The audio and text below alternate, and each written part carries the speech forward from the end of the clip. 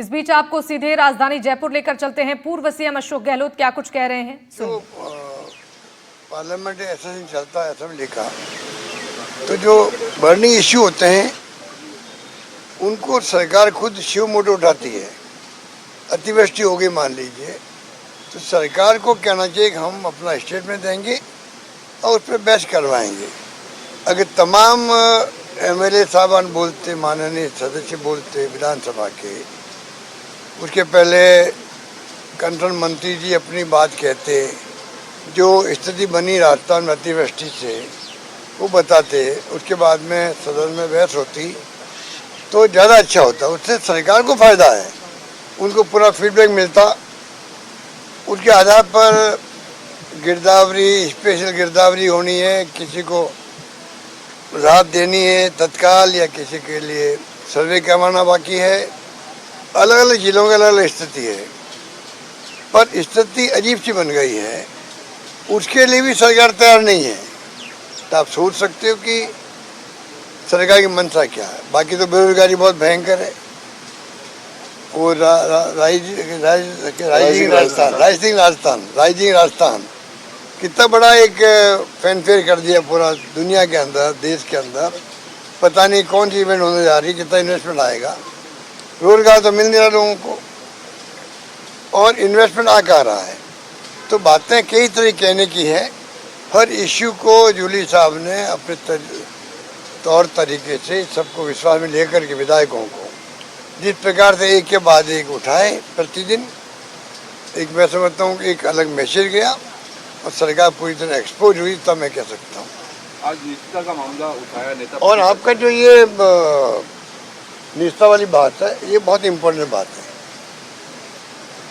Parliament में भी और असेंबली में भी कैमरे लगे हुए हैं। जो आप देखते हैं कि जो लाइव होता है यूट्यूब से, जिससे भी होता है, वो कैमरे लगे हुए हैं, उसमें किसी को एतराज़ नहीं है। ये जो कैमरे लगे राजस्थान के असेंबली के, एक्स्ट्रा कैमरे लगा दिए, जिससे कि विपक्ष के सदस्यों आपस में क्या बात कर रहे हैं, सदन एडजर्न हो गया तब क्या बातें होती है, तमाम बातों को आप रिकॉर्ड करना चाहते हो, जो बहुत ही गलत है। सदन की एक सेंटिटी अलग है। सदन में कोई बोलता है माननीय विधायक, उसको प्रोटेक्शन भी है, और सदन के बाहर बोलता है तो वो अपनी बात कह सकता है।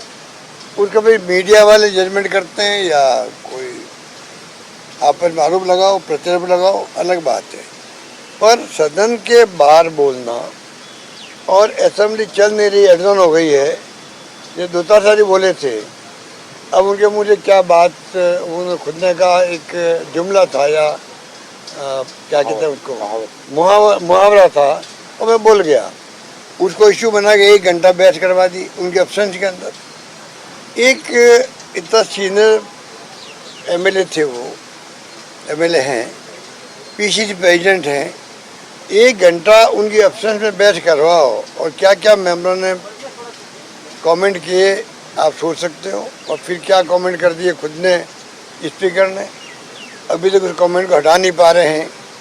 तो ये जो माहौल बना रहे हैं, ये पक्ष विपक्ष में तो दूरियां बढ़ा रहे हैं।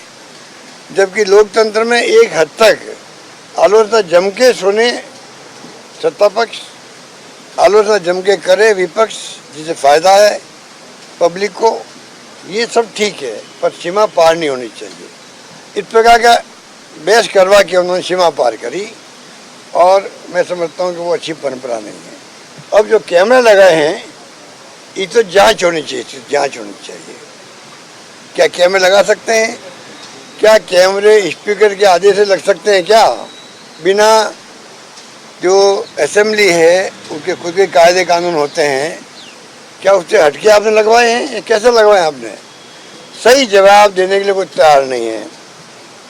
स्पीकर साहब भी या जो नेता आपके जो मंत्री जी हैं पार्लियामेंट्री अफेयर के, ये भी बातों को बदलते जा रहे हैं, कभी कुछ कहते हैं कभी कुछ कहते हैं। तो ये बिल्कुल गलत बात है। मैं समझता हूँ कि जांच होनी चाहिए। बहुत भयंकर रिएक्शन है विपक्ष के अंदर, हमारे माननीय विधायकों के अंदर। नेता प्रतिपक्ष ने अच्छे ढंग से उनको सदन के सामने रखा है, और सरकार को भी गंभीरता से लेना चाहिए इस बात को।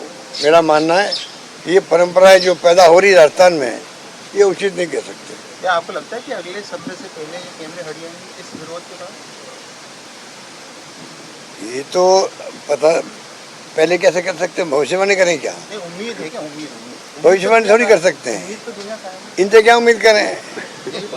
इनके जो तौर तरीके देश में चल रहे हैं, देश में पूरा ध्रुवीकरण कर रखा है, जुडिशरी दबाव में, चुनाव आयोग दबाव में, जो राहुल गांधी जी बार बार बोलते हैं वोट चोरी क्यों बोलते हैं, वो दबाव के अंदर काम कर रहा है। और एजेंसी आपको मालूम है, इनकम टैक्स हो चाहे वो CBI हो या ED हो, उनके तमाशे अलग हैं।